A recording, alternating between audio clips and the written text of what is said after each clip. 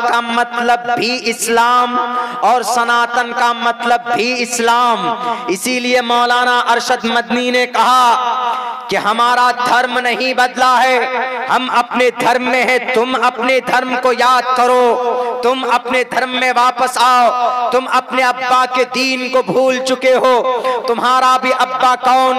आदम। हमारा भी अब्बा कौन? आदम। तुम्हारा धर्म क्या? सनातन।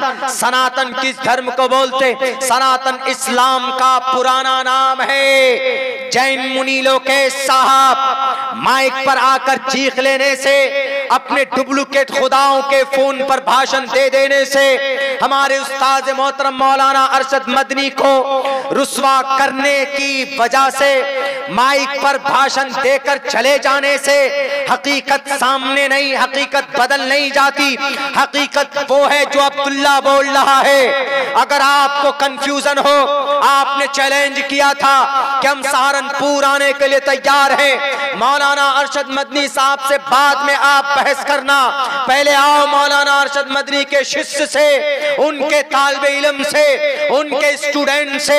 अगर आपको यकीन ना हो कि मौलाना की बात गलत है, मौलाना ने जो कहा था कि जिसको तुम लोग मनु बोलते हो उसको हम आदम बोलते हैं, इसमें कोई गलती नहीं थी। अगर आपको दलील चाहिए जैन मुनि लोकेश साहब, उठाओ अपनी भविष्य पुराण जिसके अंदर लिखा हुआ है ओम और हवियवती विष्णु के गीली मिट्टी से पैदा हुए। प्रधान नगर में एक कोने में उन दोनों को, ओम से मुराद आदम है, ओम को और हवियावती को हम अम्मा हव्वा बोलते हैं। आपके भविष्य पुराण में हवियावती लिखा हुआ, हम आदम बोलते हैं। आपके भविष्य पुराण में ओम लिखा हुआ।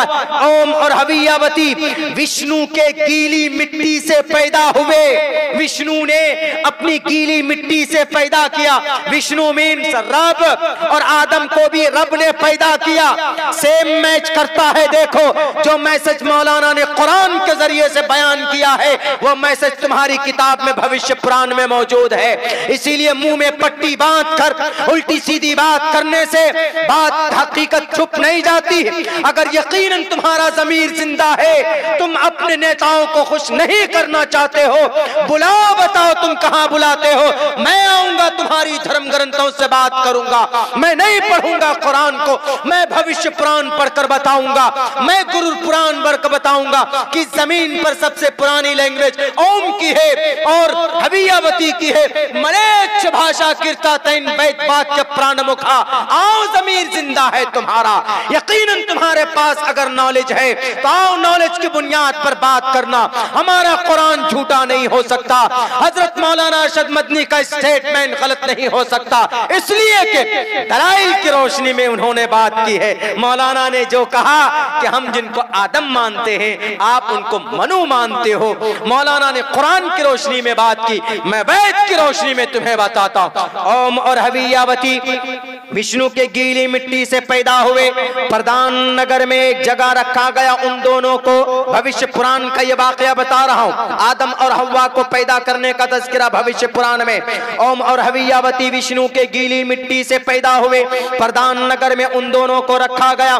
तभी फौरन कली, सांप कली की शक्ल में नमूदार होता है, यानी शैतान राक्षस सांप की शक्ल में नमूदार होता है। और उस कली द्वारा, उस सांप द्वारा, उस राक्षस द्वारा ओम और हवियावती दोनों ठग लिए जाते हैं, यानी दोनों को वो दाना खिला दिया जाता है। और तभी विष्णु गुस्से में आते हैं। उस विष्णु द्वारा, कली द्वारा ठग लिए जाने की वजह से, बेवकूफ बनाए जाने की वजह से ईश्वर कहता है ओम और हवियावती को कि तुम लोग लिमिट को क्रॉस कर चुके हो। तुमको मना किया था, प्रधान नगर में रखा था। प्रधान नगर मतलब जन्नत में रखा था, स्वर्ग में रखा था। विष्णु मीन्स अल्लाह है, विष्णु मीन्स रब है, रब ने रखा था। अब तुम लोग एक काम करो, तुमने खिलाफ वर्जी की है, ईश्वर के उपदेश को नहीं माना। अब तुम लोग प्रधान नगर से दुनिया में जाओ। प्रधान नगर से उन दोनों को दुनिया में भेजा गया। बताइए यही वाकया कुरान में है कि नहीं है? आदम का अल्लाह तबारक व तआला वेदों में क्या कहा? ओम और हवियावती विष्णु के गीली मिट्टी से पैदा हुए, यानी आदम को और हव्वा को विष्णु ने गीली मिट्टी से पैदा किया, और हजरत आदम को और अम्मा हव्वा को कुरान की रोशनी में देखें तो अल्लाह कहता है खलक़तनी मिन नारिन व खलक़तहू मिन तीन, खलक़तू बियदैया, अपने हाथों से मैंने पैदा किया। अल्लाह कहता है किनको? आदम की शक्ल को अपनी हाथों से, अल्लाह कहता है। और वहां क्या कहा गया?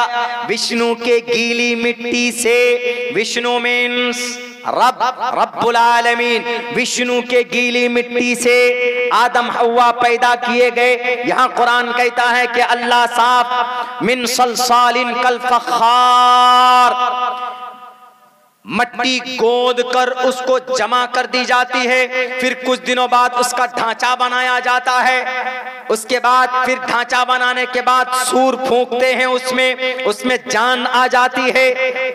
हजरत आदम के मुजस्समे में इधर अल्लाह कहता हम अपने हाथ से बनाते हैं, इधर भविष्य पुराण कहता है कि विष्णु के गीली मिट्टी से पैदा किया गया ओम और हवियावती को। जैन मुनीलों के साहब मत भूलिए, ये आपकी राजनीतिक पहलू थे कि मौलाना तो कुछ नहीं बोल पाएंगे, उनको वेदों के बारे में ज्ञान नहीं है। मैं जानता हूं आपके वर्तमान महावीर जैन स्वामी की पैदाइश से लेकर उनके मौत तक, मैं जानता हूं आपके महा जैन धर्म की तारीख क्या है। क्या आपके वर्तमान महावीर जैन स्वामी 2700 साल पहले 30 साल की उम्र में वनवास काटने नहीं गए थे? क्या वो हिंदू धर्म से अलग नहीं हुए थे? क्या उन्होंने वेदों को नहीं ठुकराया था? क्या ऋग्वेद, यजुर्वेद, सामवेद, अथर्ववेद को नहीं मानते? तब जाकर उन्होंने ये कहा था कि हम अलग मजहब बनाएंगे, तब जाकर उन्होंने जैन धर्म की स्थापना की थी 2700 साल पहले। आपके वर्तमान महावीर जैन स्वामी जिनको आप भगवान मानते हो, कहां पैदा हुए? जहां आपका भगवान पैदा हुआ है उसी स्टेट में अब्दुल्ला सालिम का भी जन्म हुआ है। आपके वर्तमान महावीर जैन स्वामी बिहार की धरती पर आए, वैशाली की सरजमीन पर। मैं भी बिहार की धरती सीमांचल में पैदा हुआ हूं। मैं बताता हूं 30 साल की उम्र में आपके वर्तमान महावीर जैन स्वामी हिंदू धर्म से अलग हुए। क्यों? क्योंकि वैद समझ में नहीं आया, वैदिक धर्म उनको गलत लगा। आज आप चले हो वैदिक धर्म की तशरीह करने, अरे जितना मैं पढ़ता हूं, जितना उस लोग एक सांस में पढ़कर सुना सकता हूं। आप जो बोलते हैं कि हमारे जो 24 तीर्थ थिंकर हैं, उनमें 24वें नंबर पर वर्तमान महावीर जैन स्वामी है और पहले नंबर पर ऋषभ देव जी हैं, तो मैं कहता हूं कि जितने आपको अपने वर्तमान महावीर जैन स्वामी को श्लोक याद नहीं होगा, उतना अब्दुल्ला सालिम आपको एक सांस में पढ़कर सुना सकता है। आओ तारीख के ऊपर बात करेंगे। क्यों हिंदू धर्म से अलग हुए थे? क्यों ऋग्वेद को छोड़ा? क्यों यजुर्वेद को छोड़ा? वर्तमान महावीर जैन स्वामी ने इतना अच्छा मजहब ही था, तो क्यों उन्होंने अलग धर्म बनाया? आपका धर्म अलग है। क्या अकीदा है जैन धर्म का? जैन धर्म का अकीदा यह है कि ईश्वर नहीं है। जैन धर्म का अकीदा यह है कि मौत नहीं है। जैन धर्म का अकीदा यह है कि इस जमीन पर सिर्फ क्या काम करना? सही अकीदा रखना। किसके बारे में? सही है बच्चे चुप रहो। सही अकीदा रखना। किस चीज के बारे में सही अकीदा रखना? ये अकीदा ईश्वर नहीं है, सही इल्म रखना और सही अमल करना, ये 3 बुनियादी अकीदा है। और किसी चीज को तकलीफ मत देना, ये भी एक बुनियादी अकीदा है जैन धर्म का। आपने किसी इंसान को बड़ी तकलीफ दी है, दिल्ली के अंदर एक बड़े बुजुर्ग को आपने तकलीफ दी है, आपको अगर कहना ही था, तहकीक मांगनी थी, तो आप मौलाना के पास जाते कि मौलाना आपने ये जो बातें कही है मैं उसकी तहकीक पेश करता हूँ। मैं न रहा वहाँ पे, अगर मैं होता उस वक्त तो हमारे प्रोग्राम चल रहे थे, दिल भाई भी साथ में थे, यहीं पे खड़ई में एक प्रोग्राम था 11 तारीख को, उस डेट में हम यहाँ थे। यकीनन अगर हम होते उस स्टेज पर, जैसे वो चीख कर गया ना कि मन्नू अल्लाह, ये अल्लाह की तौहीन की है ना उन्होंने, मौलाना ने क्या कहा कि अरे भाई हम जिसको आदम मानते हैं उसी को आप मनु मानते हैं, हम जिसको अल्लाह मानते हैं उसी को आप जिसको आप ईश्वर मानते हैं उसको अल्लाह मानते हैं।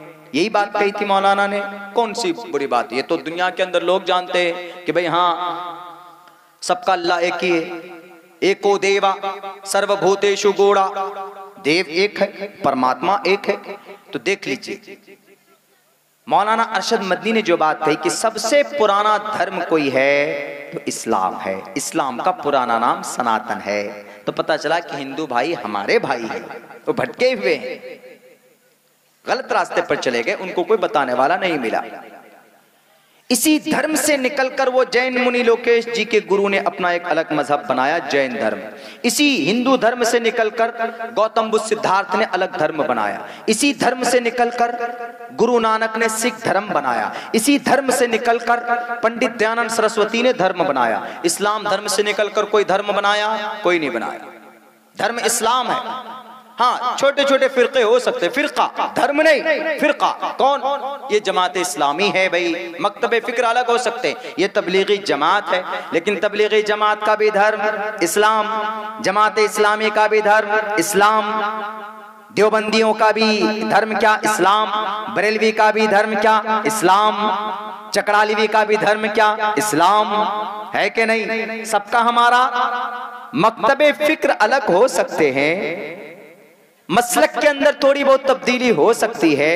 अहले हदीस का भी धर्म क्या? इस्लाम।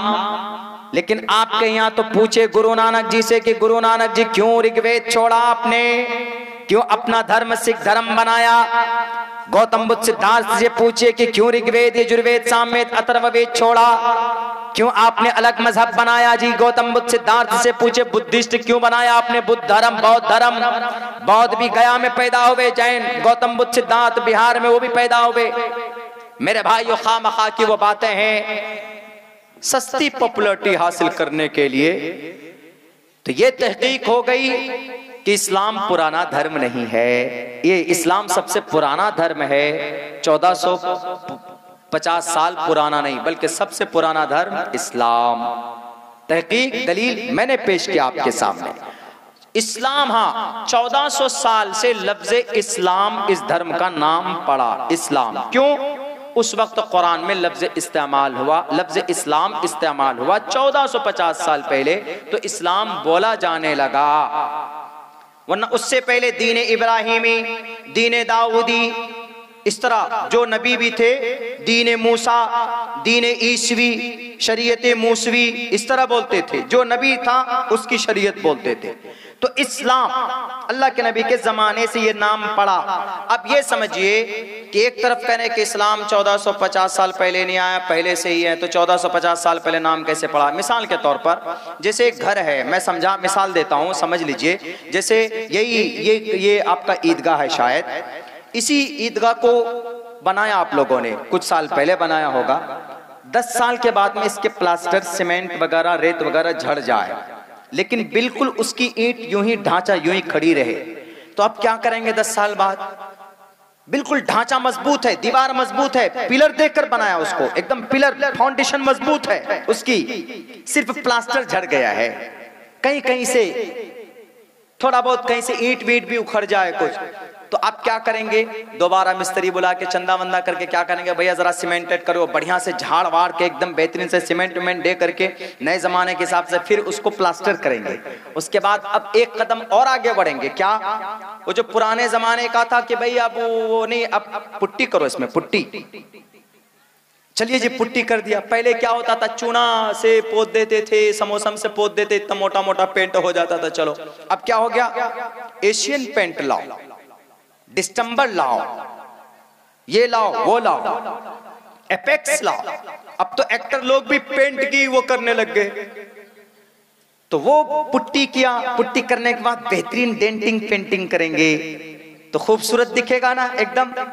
लेकिन आप कहेंगे कि भाई ईदगाह नया बनाया है, नहीं। बाज लोग कहेगा कि अरे यार नया की तरह लग रहा है, देखो दोबारा ईदगाह।